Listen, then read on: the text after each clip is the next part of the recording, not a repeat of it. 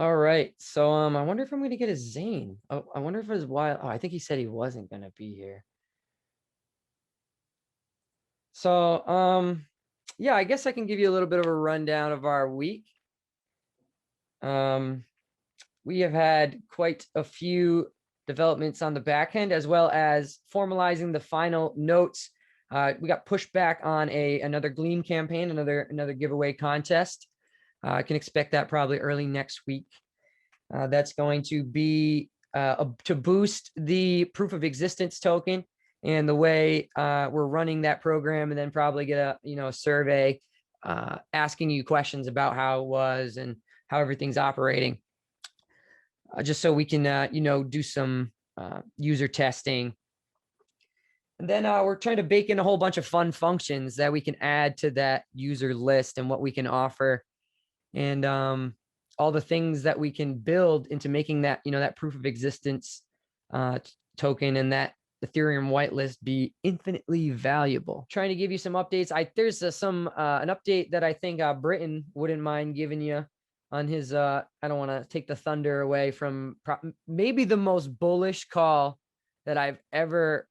I didn't get to be in the call, but I got to watch the call. Britton did us the honor of recording the meeting, and I'm gonna let him talk about that if he doesn't mind, if he has the capacity for that. Hey guys, could you all give me maybe 3 minutes? Is that okay? Yeah, no problem at all. Yeah, sorry guys. It's not even an issue. It's worth the wait. Got some pretty exciting news. As you guys know, the 1st of July, I guess talking about they have the DAOs are going to be officially recognized in Wyoming as a business, and that is just incredible. So we're actually on the forefront of some revolutionary type stuff that people don't even know is happening, on some next level, almost divine way of us working into new networks and adding potential ways for us to push this out. Very excited to kind of get underway with some of the conversations we've been working on, as well as working out on the back end, refining our templatized governance as a service and ownership as a service, working out into how we're going to display that for future projects and organizations that reach out to us. As we've had so much going on in the back end with us building out the product and the project and the website, we've had to not necessarily shy away, but haven't been able to offer the fullest capacity for other projects. There were projects who reached out to us within the last month that were kind of on some pressing timelines that we weren't unfortunately able to, coincide with all the things that are happening on the back. And as you know, as a DAO, we need to bounce things off each other, and there's not a lot you can do with, it's very bureaucratic almost. It's actually kind of what you want to kind of see, where the whole team's involved with these deliberations, and sometimes you might butt heads, but at the end of the day, you have the best interest of the project and the holders at heart. So that's where you want to take everything. And so Britton's got a second. He looks like he unmuted. If he's gonna give you some bright news. So we had a very bullish call earlier this week. This was on Tuesday, and so Blake is in this chat. Cool. So Blake's the one that actually connected me to this individual. So I had a call on Tuesday with the elections chairman in the House of Kansas. So this is in the House of Representatives there.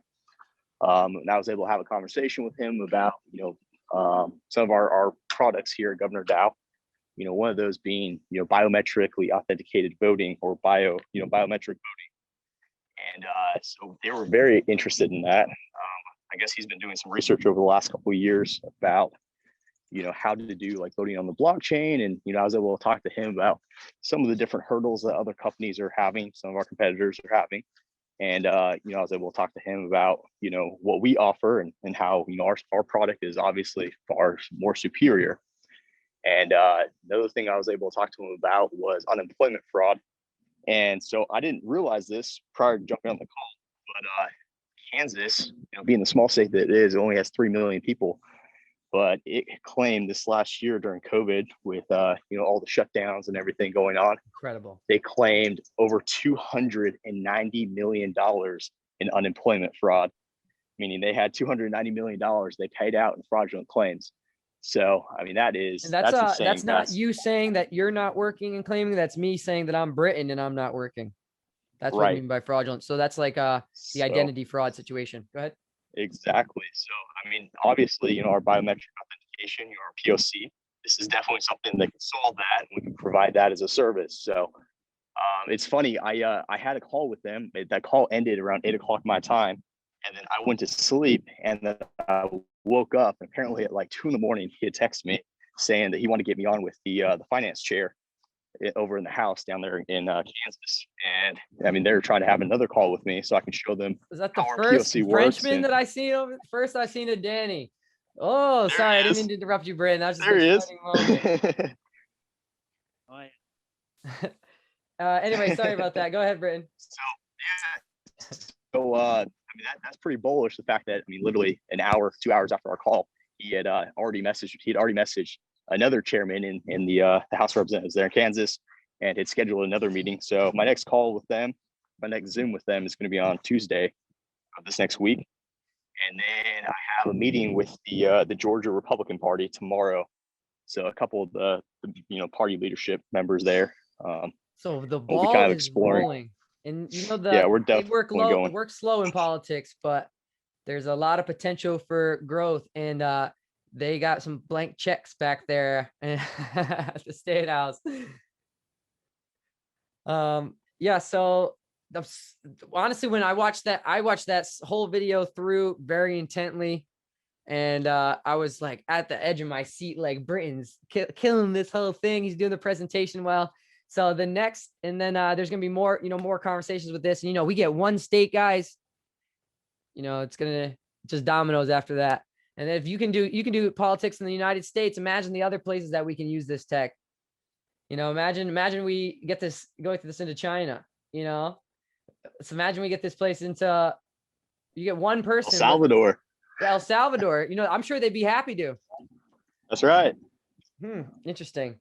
But also with great power comes great responsibility, and we have to limit the use of this tech and keep the identity in the hands of the user. So the user owns their biometrics, and that's very important. We want to make sure we make an extra point of that. So like our partners over at Finovant, Chris, he is so adamant about not necessarily the government, but like the power not going into the wrong hands with these biometrics. And that's one of the things I love about him over there at Finovant. And they're along the same conceptual standpoints of wanting to build something better for the people and having the chance to do that and doing something revolutionary. And I think we're on the forefront of something great here. we got a new governor mascot. This is Danny's cat. Unfortunately, John's not in the call. I'm sure he'd be stroking his cat. It was so funny. We were in the call with the company in China the other night, and John's got his cat in his lap, and he's sitting there as they're translating, and he's just stroking his cat, and he looks like a straight evil genius, just a mad scientist. I loved it. Yeah, and I think there's a lot building, and let me see if I can think of any more of the major pressing updates. I wanted to have, let me see if I got Jeff's notes. I'm sure there might be some Jeff notes around here. While I'm looking for this, if anybody has any questions or thoughts, comments, you want to ask about anything else, you want to ask about eggs or anything.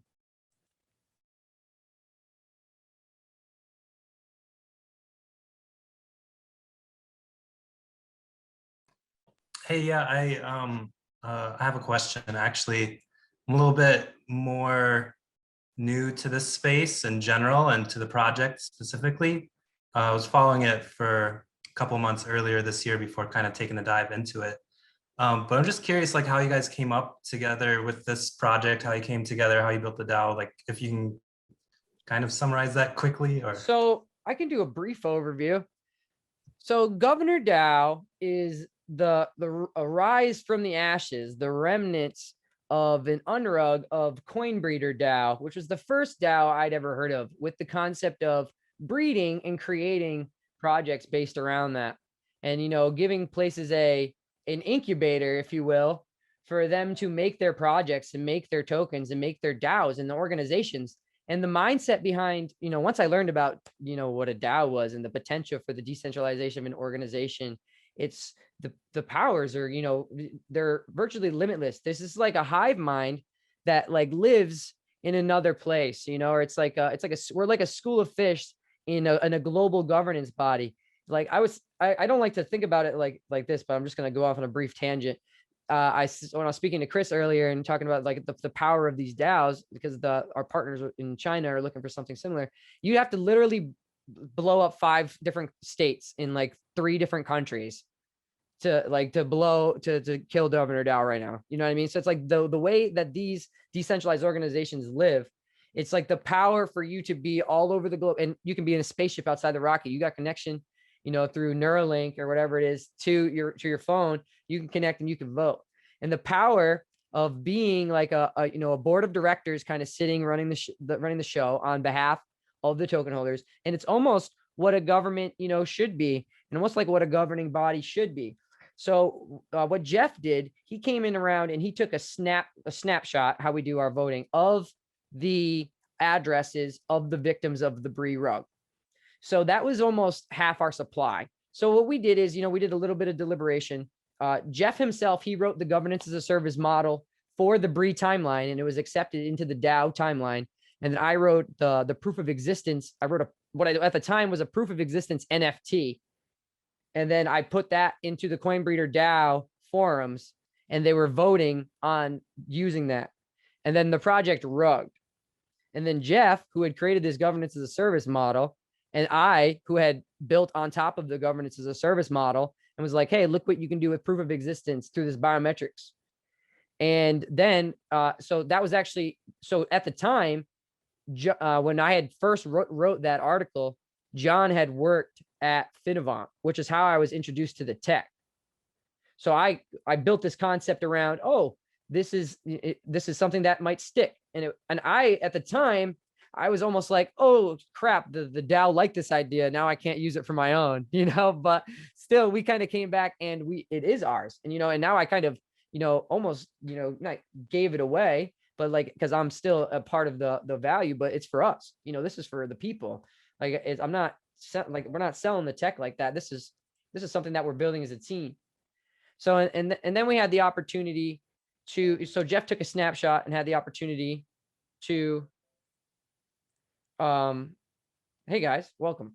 So Jeremy asked about the beginnings of the DAO. It's kind of just a brief overview of getting into the rolling of the Coinbreeder and rolling out of the forums. So Jeff came up and he was like, oh, you're gonna come up with a project around that. And then we kept building on top of that. We introduced new people. I had that call with Britton, where he really connected to the idea of proof of existence, and he had his connections. And I was like, hey, we could probably make something work with this. There he is. What's cooking, good looking. And I was like, you know, we could probably make something working with this. And that something that kind of snowballed, that pressed into our forefront of where we're pushing into now, and these types of things that we're building. And and as we're growing, every single one of us, every individual that has come on board is, I don't want to say, you know, stronger than the last, but we're all made stronger because of the last. And we're literally like the smartest people that I know are on this team. The smartest people I've ever had conversations with are on this team. And the potential for what we're doing and the things that we're building, oh man, I get so wrapped up in how it can go from 10 years. I have to keep my boots on the ground, you know, like I get lost for what we're doing in the day to day. So it's like, because there's so many moving pieces, and I have such a big picture on it that I get stuck on these smaller moving parts. But luckily I have people like John and Sidewinder and Britton and Danny now, and we're pushing these things. And just so I don't want to say, just like, for example, like for our website, you know, now we're in a much better place moving into more of an enterprise mindset from the small business mindset we started with from our original major cohorts. For example, in February, I tried to do a timeline update, and then it sat in a doc for 4 months. It didn't get pushed because there's no person pushing it back there. And now we have multiple different coordinations of timelines we're working, just because that's how into it these individuals are. So all these different modules that we're building out, and all these different. So what we're trying to work on is almost like a relay race of baton of trying to move pieces into another. And there's so many different parts that you need 5 different, gigabrains working on these types of things. And that's where we're working on right now as in our infancy stages. And as we're trying to, I'm reminded to keep how we keep the lights on, and how we need to do these things now, and think about things like our liquidity pools before we can think about these, $10 million plus contracts with the state, because the state moves slow and crypto moves very fast. So that's just the quickest here from there to now that I could give. If John, you wanted to rattle on some thoughts on, I did some, pretty big updates on, our loose states with looking to push a new giveaway. Yeah, more along the lines of what we're working on.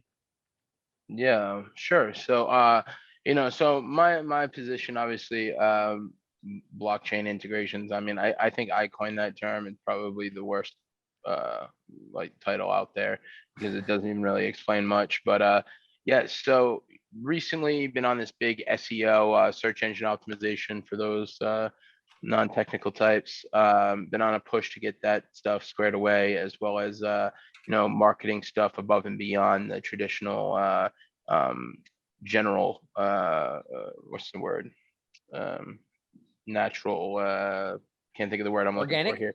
Yeah, organic nature. So up till literally the time when we did the airdrop, if I remember correctly, we did like a $70 promotional article type thing, came out of GovBox, or actually I'm pretty sure one of us personally paid for that. It's irrelevant, but no, that was, so I technically, I think previously I had said, oh, we never paid for marketing. Okay, I lied, $70.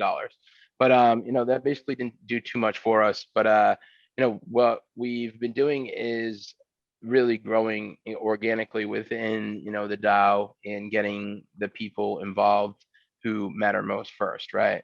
The people that are part of the ecosystem, etc., and scaling up from there. So more recently realizing that we didn't have these tags in place and these more basic things, such as an in-house blog. Instead of posting stuff on Medium, you'll have stuff now hosted directly on an in-house blog.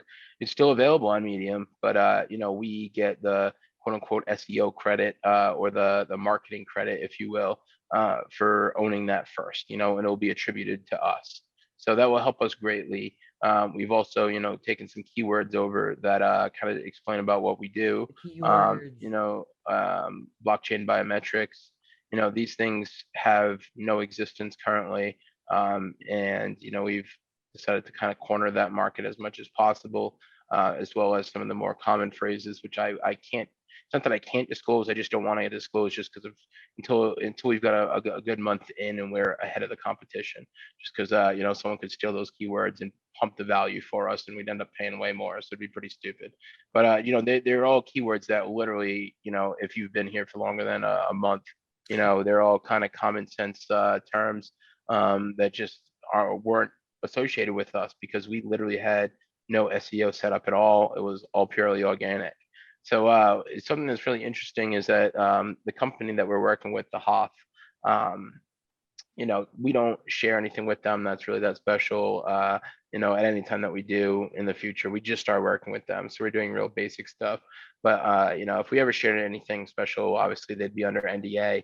This is one of the top 5 biggest SEO firms in the United States, so this isn't, some fly by night guys. They had some really cool promotions because it's like their 10-year anniversary. So we took advantage of some of that stuff.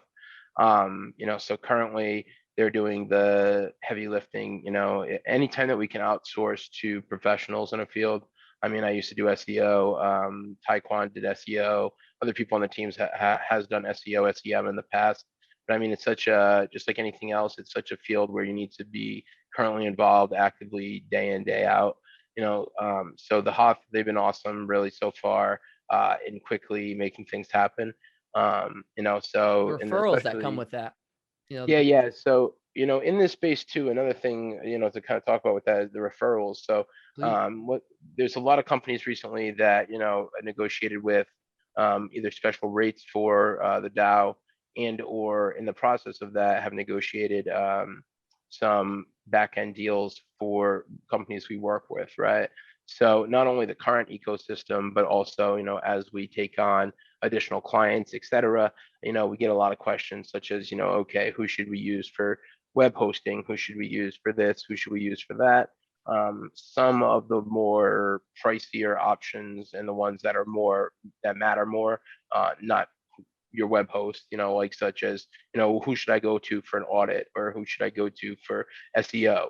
We have those contracts in place where anyone that signs up from us or that signs up and the only known kind of connector is us, we get credit for, don't quote me on this, I think it's like 15, 18%. It depends on the agency, but generally it's like 15 to 25%. All of that obviously would come directly back into the DAO, unless we used it, for marketing, budgeting money, saying that it would be kind of stupid to take money off the platform than to put it back on later, specifically for tax purposes. So, but yeah, I mean, these little, small little pushes here. We're doing $1,000 a month with the Hoth right now, and they, with this 10-year anniversary, they gave us like almost $4,000 to work with just for the first month. They like tripled our funds, plus gave us another like about 1,200 worth of value. And then because I explained to them, hey, listen, this is a DAO. And if this ever gets paid outside of GovBox, outside of the developer fund, and this is something that is being taken out of Treasury, I need to be able to explain, this is flat rate. So, they have a small onboarding fee, but basically because there was a difference between, minus that onboarding fee for month one and what month 2, 3, 4 will be, there was a slight increase. I think it was like $150 onboarding fee. So month one, we technically spent $850 in services. They tripled that, plus gave us a bunch of extra stuff. Month two, because we're going up by that $150 because it's still staying at $1,000 a month. They consider that like an upgrade, give us another like $2,000 in promotions. I mean, it's just ridiculous, and I've used them in the past for personal projects, etc. Never used this all-inclusive service that we're doing, but so far it's been very viable, very easy to use. These guys are definitely professionals. We actually get full white collar service from them. So or white collar, wow, white label, geez, where we can just pretty much generate our own reporting for companies we work with and or generate reporting for in-house. We'll be able to share a lot of reporting, a lot of video reporting with you guys, etc. They provide all of that to us, free of charge. So it is pretty cool. Awesome. So that's been the main marketing push at the moment. Going forward with that, that's kind of the code level marketing that we're doing. But the second level marketing that we're doing at the moment is, besides asking the community to kind of step up and get involved as far as sharing the POC and getting POE The token demo. holders, getting people involved with the demo, saying that right now it's literally free. It will be monetized, soon. When I say soon, that can mean 30, 45, 60 days, who knows? But sometime in the near distant future, it will be monetized. Yeah. The whole point is to get some ground traction on this and get some feeling on how we're doing with it, and then flesh out all the major kinks and like a live beta, and then push that bad boy. You know what I mean? Yeah. So right now, we've got a true proof of concept. I mean, we invited the public for it. initially, based on the amount of signups we have, we want to make that about 5 times, right? So we want to hit, well over what we have now. If you're in the human chat, you'll know exactly how many users there currently are, technically, minus a few that just didn't sign up for the Telegram chat. But basically, get access to the human chat. That whitelist is going to give you the ability to do, or not really do, but receive a lot, be included in a lot. There's a lot of stuff that comes with it that will be baked in at some point. To be honest with you, we don't have too many offerings at this exact time, but there's projects that have already talked to us in regards to how they could utilize it, etc. So, something definitely that I would want to be on personally. And it's definitely interesting to see, the community share that info. We ask that you continue to do that. At the same time, we're going to actually do some paid marketing stuff, on our end. Gleam wise, works really well. The Gleam campaigns, giving away some GDAO, giving away some funds as far as, getting people signed up, getting people to, get involved and to use the product. I mean, that's all we're asking. We need, so like I said, we need the 4 times the amount of users we currently have. I think the minimum. giveaway is going to give us a pretty good opportunity. Yeah. I mean, we'll probably do very well off of that, but I mean, it doesn't mean, please, by all means, the community, if they can, and if the Show community somebody. can share anything, by all means, but with this campaign, it's really, I think, going to scale up nicely, and you'll see where, we'll have enough to do kind of not a large scale test, but a larger scale test, just to see what the viability looks like at 1,000 users of, we can get you guys all in a Discord real quick and say, okay, just constantly authenticate and, see what that looks like, a constant load, 1,000 users. We can do a couple tests over the course of a week, incentivize that process to get there, etc. And then, like I said, anyone that's part of this original group, we are incentivizing the token to probably be free of charge at this point. There's no promise on that at this point, but pretty much if you get one in POC beta here, it's pretty much a given that you're getting one for free or heavily reduced after the fact once it goes live. So, it's just something I would recommend. The tech is one of a kind. When we were in Miami, everyone was hyped about that. Everyone. We talked to a lot of developers recently. They're really hyped about it. So it's really just getting people involved with it and making it so that we can get past that original little gap. We can kind of get that one up. Once we're there, it's kind of more of a vertical climb. We can build out our Governor 2.0 infrastructure, or not build out. I mean, it's all sitting there. We just need the viability of this stuff to really, as we're putting some polishing touches that we have the time to do now on Governor 2.0, et cetera, making these things viable, such as the POC, is really what matters most, because why are we going to push forward Governor 2.0 and all these advanced protocols and advanced contracts that are going to do a lot for the token holders when it's gonna not be at a good time to do that? There's not going to be a lot of income if the POC is not viable. So the Governor 2.0 originally is very dependent upon the POC in the sense that the money that is garnered, or the funds that are garnered, I should say, from POC, which it will be out of POC by that point, but out of POE sales, that will come directly back into the treasury and be distributed in a couple different ways.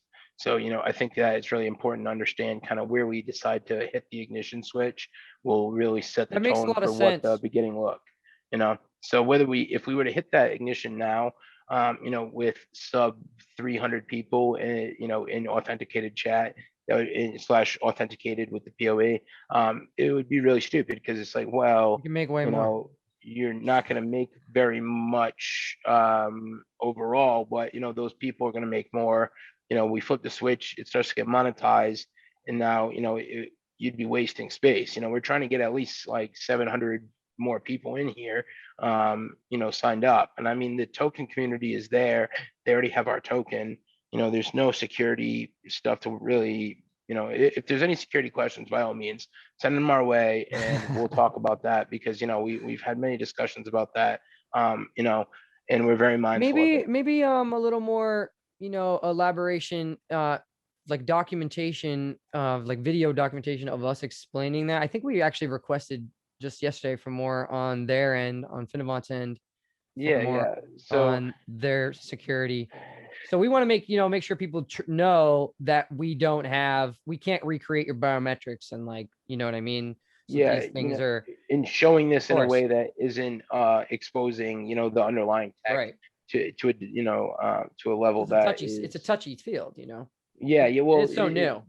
Guys, can I just jump in quickly? Please. So I just want to go back into the PoE situation. I mean, as the guys have explained, is that the PoE token and the whitelisting is going to be our kind of core product as we build out the potential on building out that whitelist and the offerings that will be coupled with that. Is kind of it's hard to get your head around, but the potential is going to be huge. It's going to give people opportunities to have airdrops, a lot of different rewards in all different projects potentially, right? But the key part as well is that feeds into our governance v2 model as well, which is our governance vault, which is obviously kind of coupled with rewards, referrals, all that kind of fun stuff, right? So that's why we can't emphasize enough the importance of endorsing the PoE, getting involved, because this leads to rewards, financial rewards through the governance vault, staking your GDAO, getting XGDAO, all those components are part of the ecosystem which we're building. So this is just not, the PoE token isn't just, let's just get rewards and airdrops potentially, right? This is the key ingredient to a whole new ecosystem which we're building out as governance v2. So it's really important to understand that all of these components are building up at this Governor DAO empire, and for people to actually get the rewards as part of that, it builds out, it compounds. You get the rewards for the potential airdrops, rewards from potential kind of any rewards that other projects are referral like the AAA type of all encompassing. Exactly, that's right. So it's all about, there's a number of different layers, this whole ecosystem which is getting built out from the PoE. So can't emphasize enough the importance of sharing the love in regards to the actual PoE, really endorsing it, getting the adoption, spreading the word, because the more people we have there, the success of the governance v2, that's where it's all kind of hinging, is building out that product. The quicker we get those numbers, the quicker the governance vault starts generating more revenue, people start getting referrals, bigger rewards, all of those dominoes. Parts, all those parts which we all get excited about, and that's why we're here. We're all here to make money, and this is how we actually start contributing to that ecosystem. Yeah, and once again, I think that people really need to realize here that once again, this is a DAO. You're a partial owner in a biometric product, right?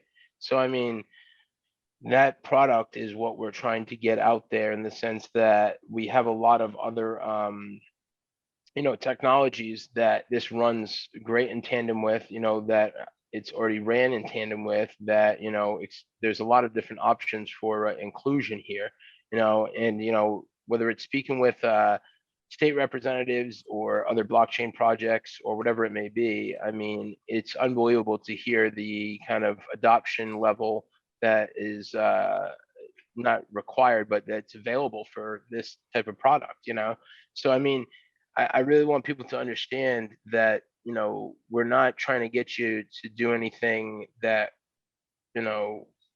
is too difficult here. We're just saying that getting out there and really making sure that at least, your friends, your direct, trade community, your direct, whatever they may be, acquaintances know about this, because this tech has a giant role in a lot of places in the industry. And we'd rather honestly see those people involved now for $0, because after that, the build out, the price will stay relatively low in general, but the build out is that, okay, they're going to have to pay for it. And, to kind of be an early adopter versus a late adopter, every single cent of revenue that comes in, 100% of the profit on the Governor DAO end is going directly back into the treasury and being directly put into the holdings, etc. So on day one, you might put in 1,000 GDAO and receive 1,000 XGDAO. On day 30, 1,000 XGDAO might be worth 2,000 GDAO. You might literally double your GDAO. I mean, no, that's just a scenario that, the asterisk right there, that's just a scenario. I mean, that's not viable or likely, or it's actually viable, but not likely really. But, the sky is really the limit when you see that, okay, we've got, a group of X amount of people, how many people are there out there in the community, et cetera, that can use this tech in order to streamline their process in DeFi, in banking, and a whole host of services. To be frank with you guys, I'd like to see this, being used on pretty much every login media that there is, because, it's unruggable, and, as far as our tech shows, and I use that word loosely in the sense that, we know no current vector. Who knows what's always out there, but there is no vector ever to get the original information, right? We know that 100% to be true. So at this time, my thought process is that let's get this involved with pretty much every login interface there is. Get rid of passwords, get rid of, pretty much everything else out there, and use this for, identification, if you will, or login.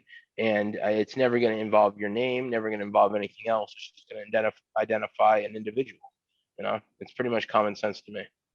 Can I ask a question there? Sure.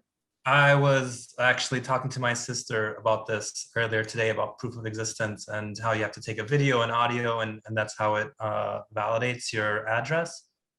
But her concern or her question was, how do I know that they're not saving my picture or whatever onto their blockchain or whatever? And I didn't know how to explain that. So could you point me to some resource, or how do you kind of elucidate that to new users? So that image is 100% not captured, but that is a good question. How do we? So can you guys still hear me all right? Yep. I kind of walked away here for a second, but so to answer that question in the best way, really, I would say that the way that this works is that it captures, it does capture a video, right?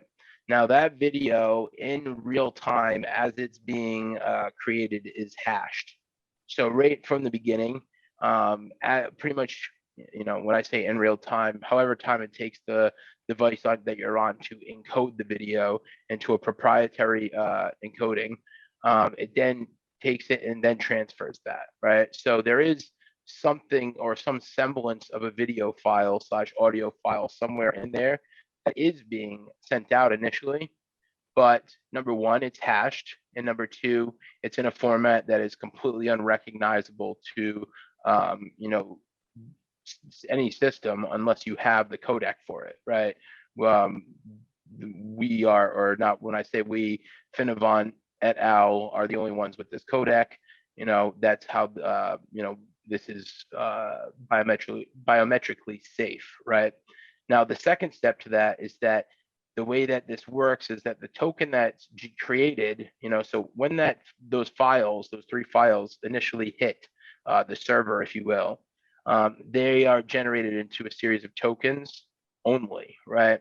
So you could see right away, if you just show someone like web developer tools in Google Chrome, you can see what's being transported out, and it's not something that anyone who gets their hands on it can do anything with. You can see that plainly just with hitting what is it, F8, I think, on Chrome, etc.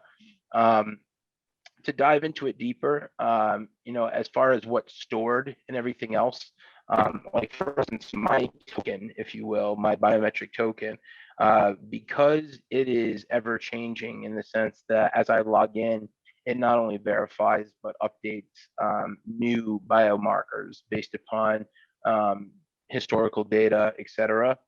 Because it's ever changing, if anyone was to ever get a hold of any one biomarker, it wouldn't mean anything because it would mean that that's the previous one. Once again, without the technology, you can't possibly authenticate against it. It's not like you're authenticating against a picture of someone's face or an actual sound. You're authenticating against a set of numbers that was hashed out from that. So once again, there's two layers here. Posted a pic. That's the statement we use under the POE now around our dedication to making sure that's secure.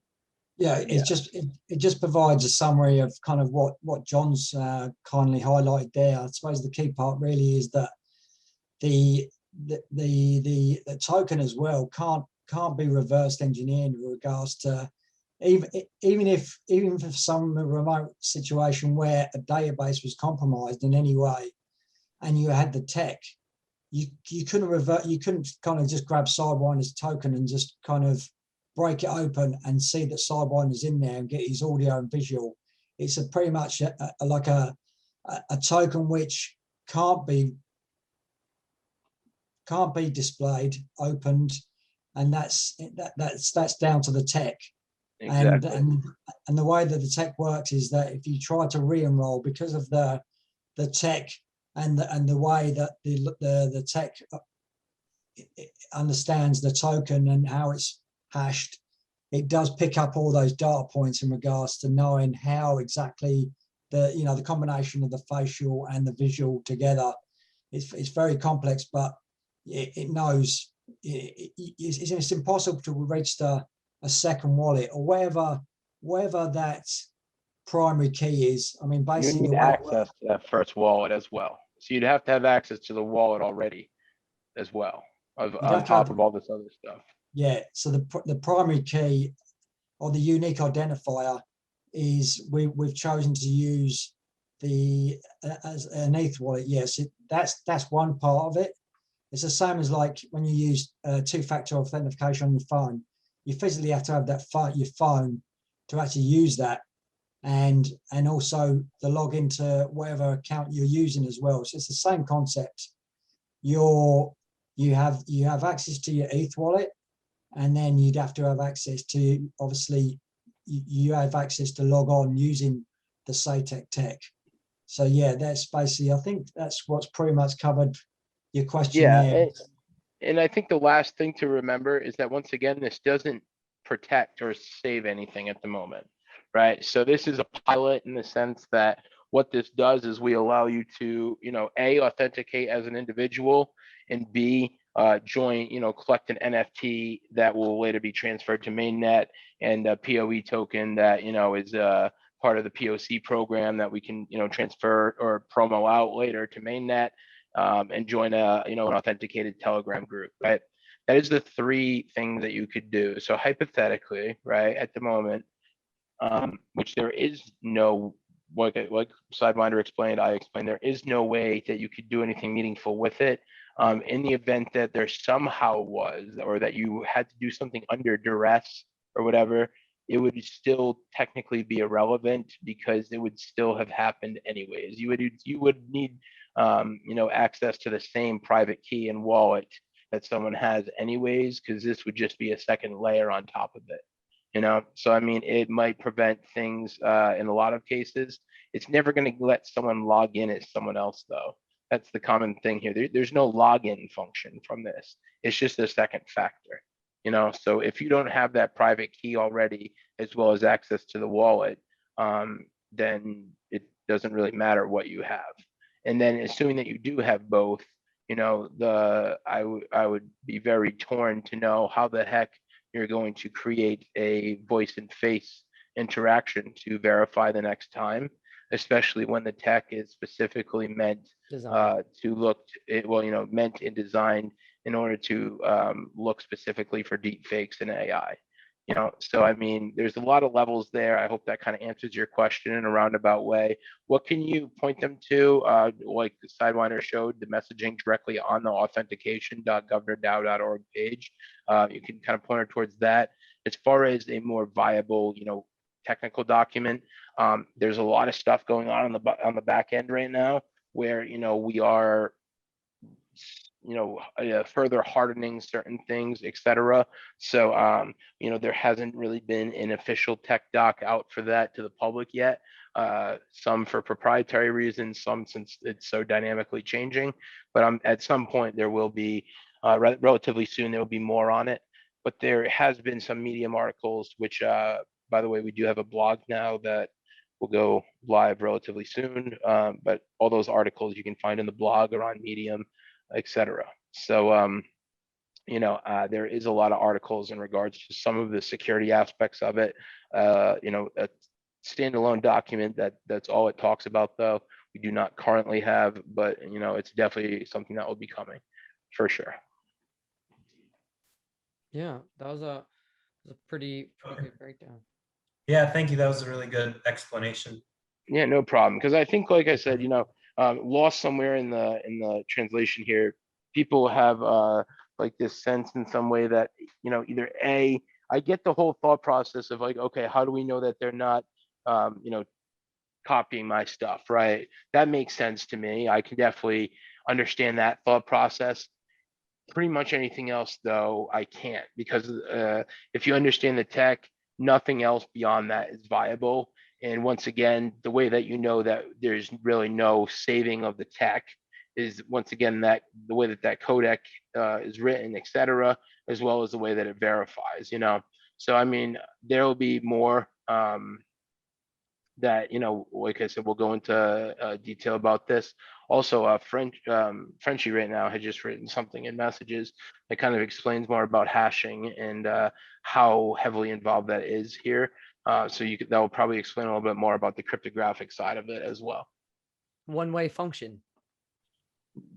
Pretty much, yeah. It's an ABY function. So yeah, it's very secure in that regard.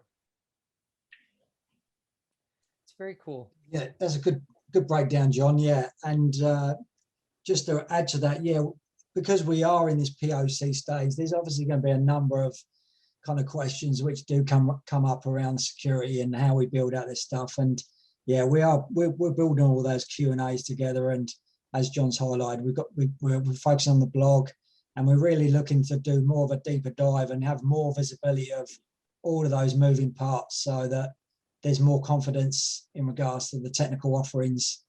And yeah, we're conscious that it's important information, and we're keen to share that information. So there's no intended silos going on here. It's a matter of other deliverables we're focusing on, and this is building out slowly. Yeah, thank you for that summary. And Jeremy, thank you for that question. Yeah, so there's a lot of moving parts and a lot of big pieces that are moving onto the chessboard, and we're trying to shoot a goal. So the soft I think goal, the other I was going to say, the other last thing to talk about there is that in general, the blockchain portion of this is, in this case, only a token that is generated after the fact, correct? Now, there's a couple different implementations we can do of this. This is just a POC, once again, purely for concept only, as well as some testing, right? But, as this stands right here, it is showing biometrics on the blockchain as a representation, of individuality. There is not, pure, so there is no actual biometric fingerprinting, though, on the blockchain. Let's be clear there. That's not something that you would want on a public blockchain. So that's another thing just to clear up quickly. I think when people hear like, oh, blockchain biometrics, biometric blockchain, blah blah blah. Okay, no, there is functions utilized on the blockchain that are hardened, made better, etc., with this tech. but it is not storing anything on the blockchain that is a derivative of any function that shows, biometrics of any kind. So, you're definitely safe there. Yeah, and the key part there is that we're introducing it into the blockchain through the ETH wallet address. So we're coupling that. So that's how that relationship works. But we could couple it to anything in reality. There's actually, extra this bonding could be layer there. going to Polygon, going to Matic, going to anything else here. In theory, okay, I see what you're saying. is pretty much just a lateral move. Obviously, that's a huge undertaking from the team's point of view and from development. But going to pretty much anything else, or going to a bank account with this, or going to logging into your Google account or Facebook or anything else, there's pretty much just a lateral move. Sometimes taking it off the blockchain entirely makes the most sense. Sometimes hardening it with the blockchain makes the most sense. Sometimes using them in tandem makes the most sense. But there's pretty much, like I said, across the board, this is the most viable, quick, easy, non ruggable way of getting logged into things that to me matter. So I think that this is definitely going to be a product that grows out exponentially. I can see a lot of wallet providers, stuff like that, wanting this. Coinbase, for instance, you could set this up to require this for transfer over $1,000, for instance. I quite frequently transfer $1,000 out of Coinbase. It's very infrequent that I do more than that, right? So for instance, like if I set that up right away, that would be a red flag to me, and it acts as an event warning, as well as the fact that now someone has to get past that, or else it just locks. Because once again, there should be no problems getting into this. It doesn't matter if you have a cold, doesn't matter if you just had plastic surgery. There's a lot of these considerations are built in. There is some outliers, but in general, in production.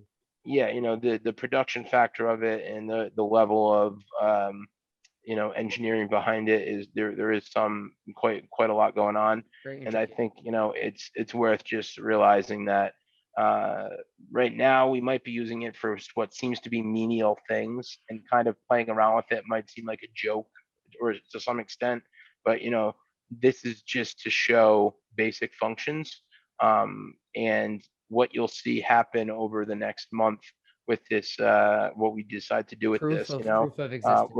We're going to show what happens kind of, belonging to that whitelist, and what it looks like to kind of exist on there, and show a couple different ideas, that will include airdrops, things that, will be incentivized, Gleam campaigns, etc. The list goes on. We have a bunch of different things that we're running in tandem here, but really, like I said, we ask you to interact with it, and get people involved, right? It just, like I said, that's the most fundamental way that we're going to get this kicked off ASAP.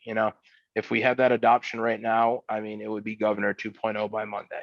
So let's just keep that in mind. And Governor 2.0 means that you can sit there, and this whole time, all this Governor DAO that you've been keeping in your wallet, and the only viable option is to wrap it with Ethereum, and do something with. Now you can actually take that GDAO, wrap it into XGDAO and earn rewards, right? So now no staking required, nothing else required. Basically, you're just holding in a secondary location, I guess you could say, similar to Sushi, X Sushi, etc.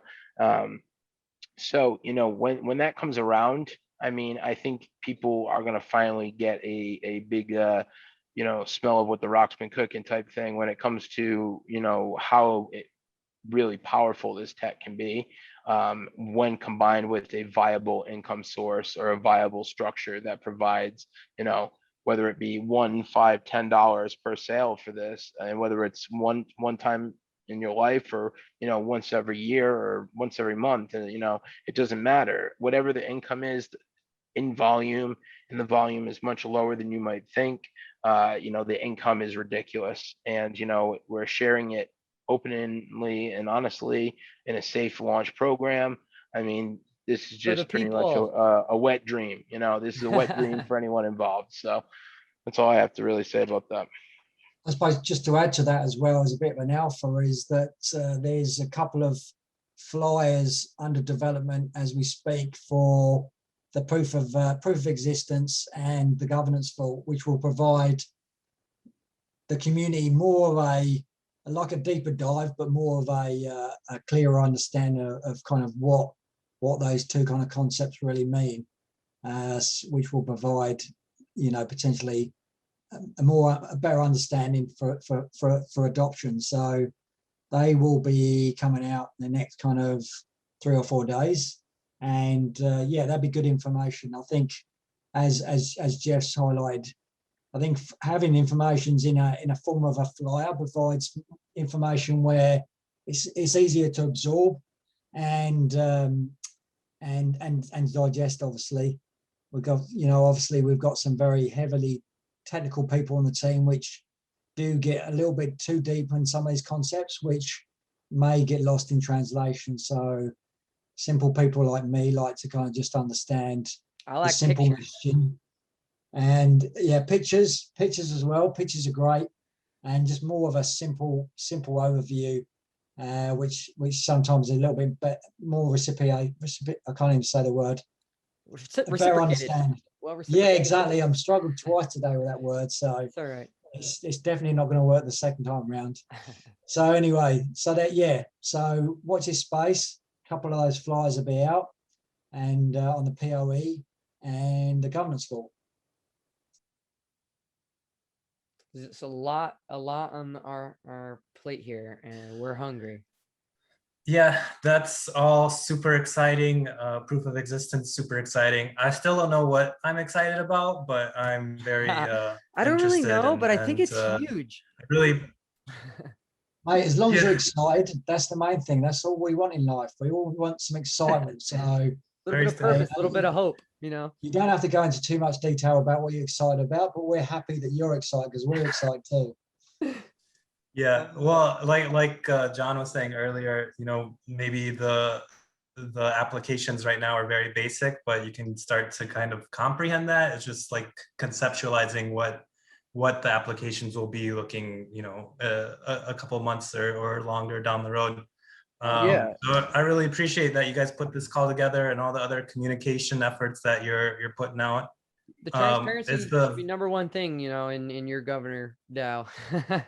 Absolutely. Yeah. Are you going to publish the video Yes. of this? Because I wanted to show my sister about all the biometric conversation. Yes, the plan is to put this up on the YouTube. Thanks, Jeremy, for your input there as well. And just to expand on what you just said as well, is that, from a team perspective, we totally understand the vision, and we're totally engaged. We're totally, it's easy to be bullish behind the curtain, right? We're all about that vision, right? But what we sometimes kind of, which is a bit of an oversight, is letting the community into that vision and making sure that they understand that vision as well. And that's definitely something that we're mindful as well. We're trying to break off some of those bite-sized chunks for the community, so they get just as excited as we do with some of these products. So we're definitely mindful of that. So thanks for your input. Yeah, thank you. It's definitely a steep learning curve, but I'm really enjoying learning from you guys, seeing what you're gonna do. Can learn a lot from some of these guys. Mm-hmm. One thing I've just seen, going off of what Sidewinder was just saying, is when this message makes it to people, they love it. It's not a person who doesn't get it, who doesn't love it, right? Exactly. Whether it was that conversation I had with the representative, whether it was friends I have that are now buying in, just once they get the basic concept and understand that their security is safe, they're all in. Yeah, and it's all those little gaps that we are mindful of, and yeah, it's just we love the feedback from the community, right? So any information that where people feel there's gaps, or we're digging too deep, or we're sending the wrong messages out, then we're happy. We're all about the community, so we just want to evolve and provide consistent messaging, which is clear and easy to understand. Excellent point. So yeah, that's kind of more actually it's a proper amount of update, I think. Is anybody else have any questions before we kind of like talk a little bit of loosely before we kind of wrap up? Thanks for your time, Cody. It's been great. Thanks for running these DeFi Fridays. They definitely provide value. And while we don't have as many people in the Zoom live, I know that there's probably a lot of people that do watch this afterwards. So it provides that continued value. Yeah, I think the open transparency is something that the other organizations aren't doing. So I think if we kind of continue it, it'll play out. All right, well, I'm dropping off. Thanks everyone for their time. Thank you for coming and breaking some of that stuff down for us. Absolutely. I appreciate it. Talk to you soon. Hi, gents. Yeah, it's been a really busy week. Pretty at the end of my line. Does anybody have any informal conversations they want to talk about? Any fun things they've been going through? Anybody snag up any eggs? Anybody I got an egg. Blake got an egg. We're alive and we are well. So bullish. That's funny. I'm really excited about that. Chris got one today, John. That's funny. Yeah. I'm just intrigued by the background there in the video. So there's a lot going on. It's very cool. I'm a big believer in your space, perpetuates, your mind and your atmosphere, right? So it's like keeping things that empower you. I got a lot of Buddha statues. I probably got like 12 of these things like throughout the room, just all these things that help me bring peace of mind, right? And I think as you're able to do that, you're able to have a clearer thinking space.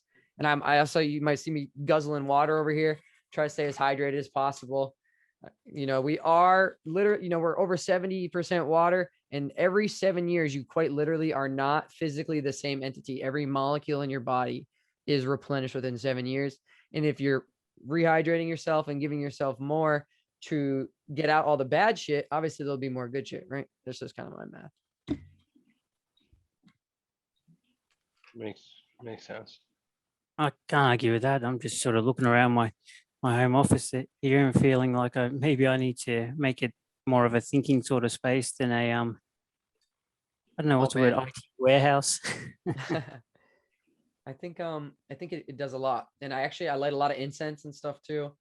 To keep, the smells refreshed and keeping your mind refreshed and keeping your body refreshed. So it's interesting the real balance. Like, for example, I started getting really into the gym, and I didn't realize how actually mental the gym was. It's not really as physical, the exercise, as I once believed. What that does for your mind. Very cool.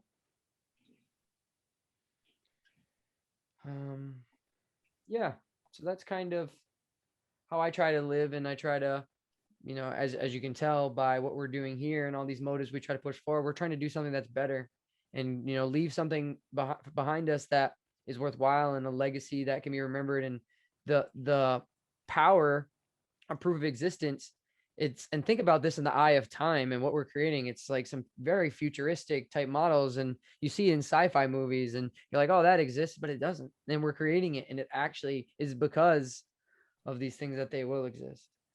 And like we're saying, the scale at which these types of projects can go out, when Vault, soft cap, within 1,000+ users of the PoE, and when Moon, hopefully the market goes back up soon, bro, and then we can get some money flowing to the altcoins. The low caps be bleeding, but hopefully we got some fun things on the horizon, some interesting conversations, some interesting types of partnerships and projects on the prospect. So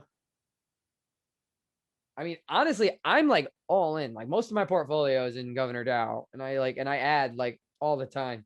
So like, because I understand, I guess I get the whole perspective, and I'm like, holy crap, like that's crazy, and I'm just in but especially coming from an like an investor type of background, and for years being in like I started buying Chainlink under like 30 cents, and like learning about new things as they're growing, and you're like, how don't people understand this yet? Like, am I the only one?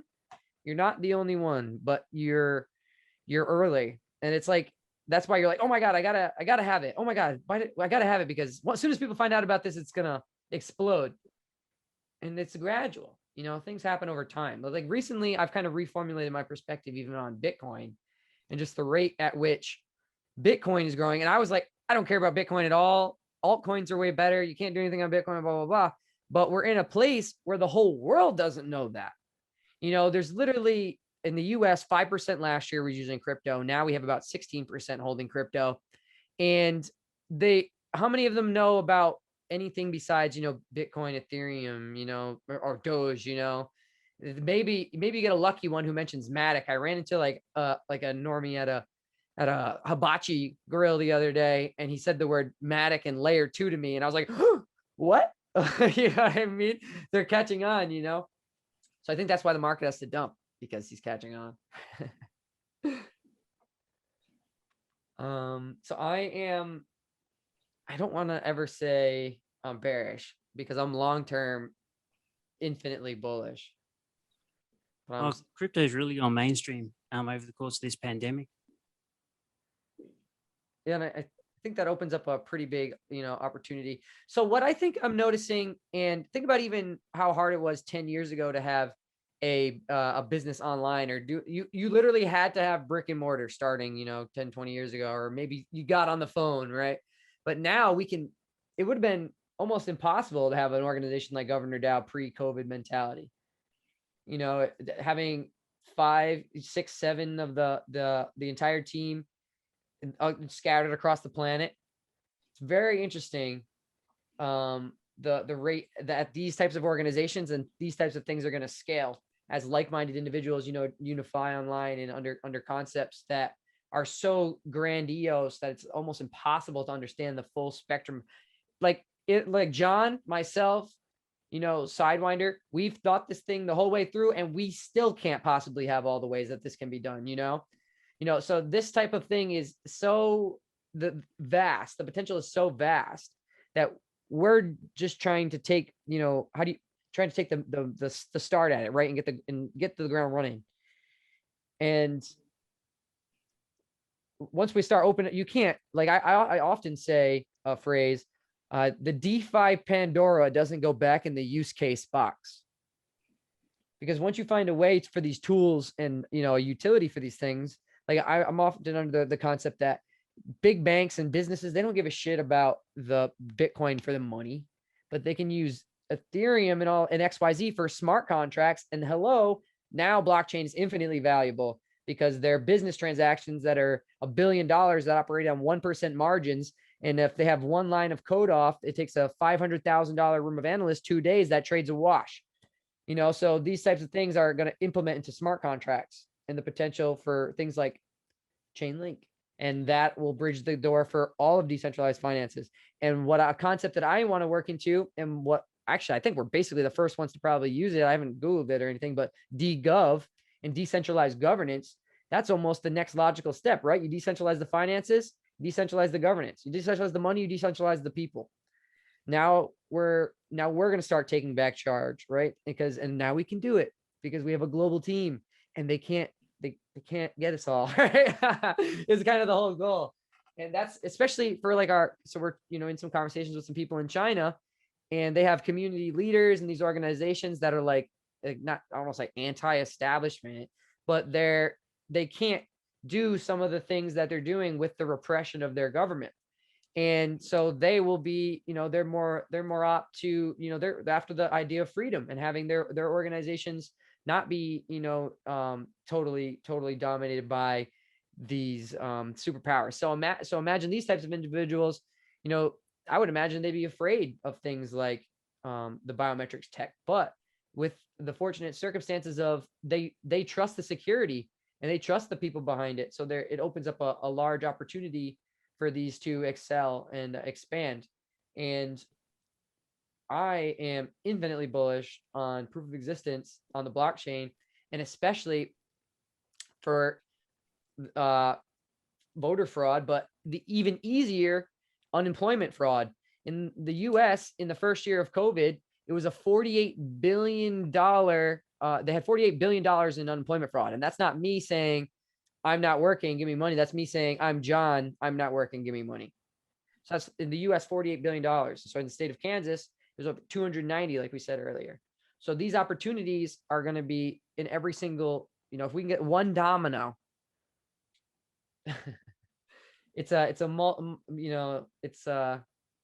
billions will flow, and not just through the token, but into the coffers from these contracts.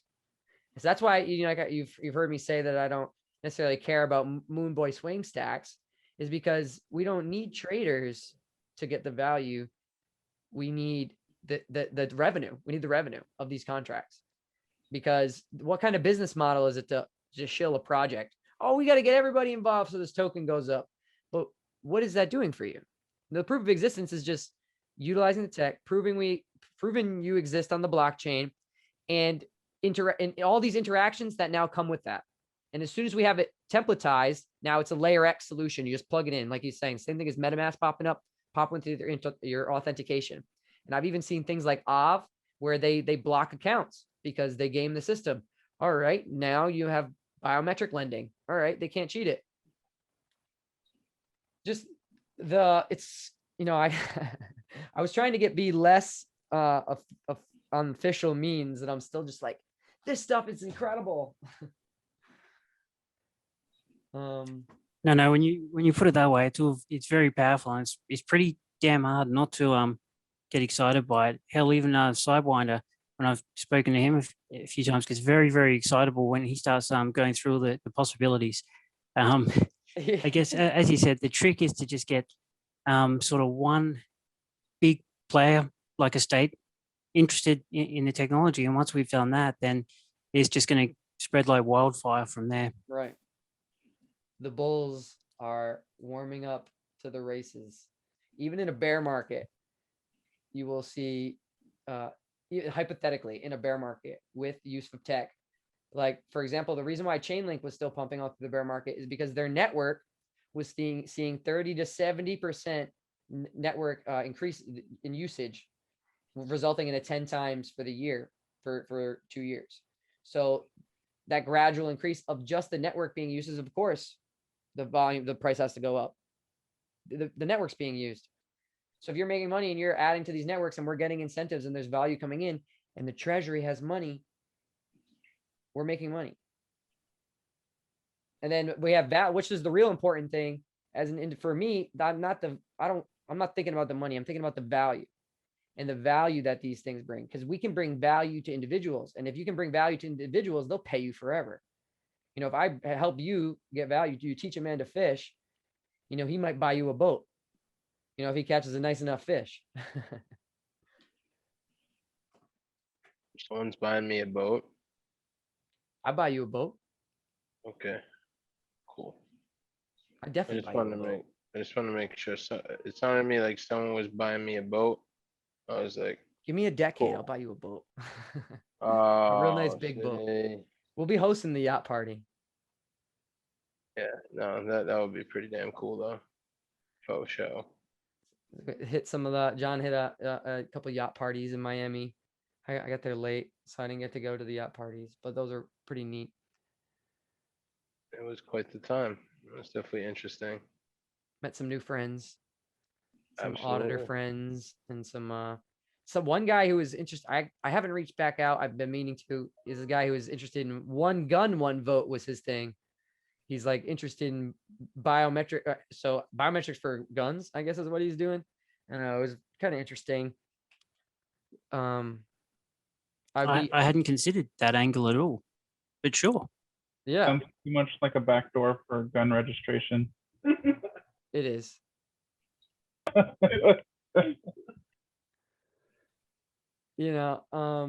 But yes, Chris didn't like that idea at all, to be honest. The guy, I was like, you got the freedom, our freedom champion over at Finavant. He didn't like the idea of biometrics for weapons, but I kind of I mean, thought I'm a big gun guy, and I thought it was pretty cool when it was explained to me, because it doesn't really infringe upon my rights. It just gives me the ability to provide safety, etc. So it's not really, I mean, it made sense to me. Those are understandable in a way.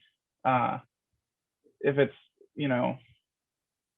again, it's a matter of the security of it, but you guys have proved that you can do that pretty securely. So yeah, being able to ensure that you're the only one who can use your weapon, that's pretty cool. they will do it in the future. So that was my point of they're going to do it whether we do it or not. Yeah, for real. So might as well. Yeah, get and the when they contract. do it, it's not going to be secure. Right, it won't Going to be. be secure for them. We won't. So that's what Well, my point. And quote, people unquote, like secure. when people are like, oh, why would you want to, work into, like politics or companies or things like that, is because, or why would you want to, it's because you need to change that shit from the inside.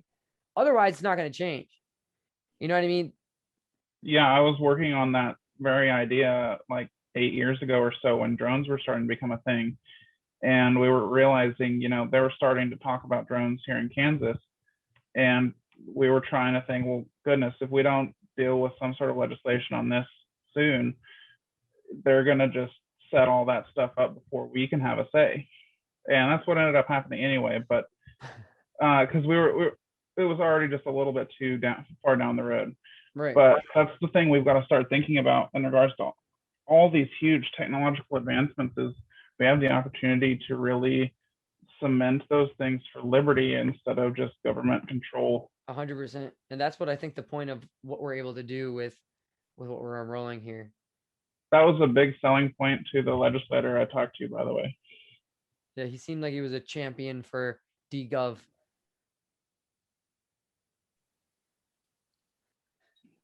Yeah, so a lot of fun things, and it's such a big scale, and like I think about this stuff so much, it almost, I sometimes it's a global domination is a really a lofty toll, and a benevolent global domination, and you're trying to bring the power back to people, or anti global, domination. And there's sometimes you just need to run a good Doge or something. Sometimes you just need to not think about dominating the world. I had a question back when you guys were talking about guns and blockchain biometrics. Sure. How would that actually work? Like, I mean, really, what would be the difference between that and using like a fingerprint? Fingerprints suck. John, tell me how bad fingerprints are. They actually do have fingerprint related biometrics for guns. That is a thing that does actually exist. Yeah. I just haven't been a fan of them because of some of the questions about their security. Because if I don't know, then I don't know. So keep in mind that, all these biometric solutions that, we're referring to and everything, for the most part, what gets us about them is the fact that they have, this ability to provide biometrics kind of either on device or in a different way. So like, for instance, like this device that this gentleman had allowed you to register your own. It was based on device. It never left the device. So basically, like, you could take this, put the, modify the trigger on, an AR or, a Glock, or, I carry an S&W Shield 2.0. It was actually, it was compatible with my carry weapon as well as some of my other weapons. And, it's pricey, but basically it takes it and it makes this gun completely safe in the hands of anyone but me. I mean, unless you like, if you had like a bump stock or something else, I mean, there was a couple of things where he said that there's a possibility someone could fire it, but like, I mean, it pretty much turns a deadly weapon into a toy at that point, because, it physically cannot be fired. And there's a huge pin in place, right? So, I mean, only if you had like a very unique setup would it not completely incapacitate the gun. But, in those fingerprints or those biometrics, they never leave the gun. So, I mean, also too, if you're a responsible gun owner, for instance, that's going to be pretty helpful when, no one can commit a murder with it. Your kids can't friggin' shoot it if they don't have access to it. I mean, the possibilities are endless, and there's no way to take that data off. There's no way, just like how we have a trustless system, it's hashed in the same way on the device with that device. So literally, if you wanted to forget everything, just freaking pull the battery out. Even if you don't pull the battery out, there's nothing for it to remember besides what it saw last time. So all it knows is that, okay, this is what we're checking against. This is it. It only knows that this is the right fingerprint. All these other ones are not. So once again, that doesn't provide any usable data that anyone can do anything with. It's not like your name, your face is attached to that. It's not like your fingerprints attached to it where it can be uploaded to a database and checked against. These are trustless in the sense that they are one-way encrypted so that there is no initial data that can be contrived. So in this way, it's the same way that bank data, for instance, you type in your social, that when you type in your social, it's literally in plain text on a page, right? In a form field, but it's using usually like 256 or at least 128-bit encryption to take that and have a stepping, a number offset, and it turns it from a raw number, right? And 1, 2, 3, 4, 5, 6, 7, 8, 9-digit number. Sorry, I was thinking there for a second, 8 or 9-digit, but yeah, it takes that 9-digit number, if you're in the US at least, and does an offset to turn that into this, 128 plus bit cryptographic hash, and out of that, without the salt, aka without the original, codex, if you will, you have no possible way to unlock that. Even with edge computing and all these new layers of computing that are coming out and everything. The last time I checked, like a couple weeks ago, the current timeline is like 260 years to crack a 256-bit AES encrypted text file. So I mean, it's a little bit easier for like a password or something else, but stuff like that we're talking about here, I mean, we're talking about the fact that you probably have to have the whole freaking NSA trying to decrypt who you are for the next year. And I mean, A, that's not viable, but B, if that's the case, then I'd be more worried about, what the hell you did wrong versus, the tech in most of these cases, So it's definitely a crazy space though to be part of. The real application to this is police and government weapons, because a lot of police, when they're shot, are shot with their own guns. So if you could have all those firearms that were encoded to the officers of the department. Also, so that people couldn't get their hands on them as well, so that whether I'm a bystander that belongs there or a bystander that's part of the, crime or whatever, I can't just grab it out of his waistband and start shooting, I mean, Yeah. There's a lot of reasons that make sense. It makes it so that now that officer is 100% responsible for the shots fired out of it, right? So that there's no if, when, what. Oh no, the guy grabbed it, blah blah blah. Well, the guy grabbed it. He couldn't shoot it, so why'd you shoot him then?